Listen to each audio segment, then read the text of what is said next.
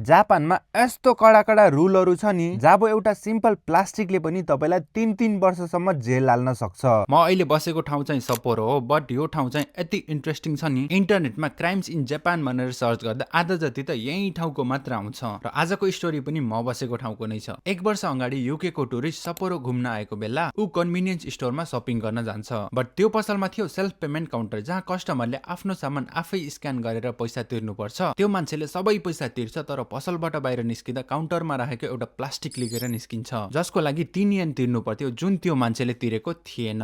त्यसैले केही छिनमा पसलको स्टाफले त्यो टुरिस्टको पिछा गर्न थाल्छ अनि टुरिस्टलाई रोकेर तैँले यो प्लास्टिकको पैसा तिरेको छैनस् भन्दै बारम्बार सम्झाउन खोज्छ। इन्ट्रेस्टिङ कुरा त के छ भने त्यो टुरिस्टले जापानिज बुझ्दैन थियो र कति बेरसम्म पनि पछि नछोडेकोले त्यो टुरिस्टले रिसाउँदै एक मुक्का कसेर जापानिजको मुखमा दिन्छ।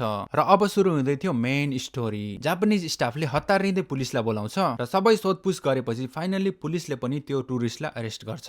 अब उसको माथि लाग्दै थियो एसल्टको केस, जुन जापानमा एकदमै सिरियस मानिन्छ। अनि उसले फ्रीको सोचेर लिएको 3 येनको प्लास्टिकले गर्दा ऊ माथि लाग्दै थियो 2-3 वटा पेनाल्टी। उसलाई कति वर्ष जेल भयो त्यो रिपोर्ट त आएको छैन, तर जब 3 येनको प्लास्टिकले गर्दा उसलाई कति महिनौसम्म त पुलिस कस्टडीमै बस्नु परेको थियो। मेरो भिडियो मन पर्छ भने प्लिज मलाई फलो गर्नु होला, म सबैलाई फलो ब्याक दिनेछु।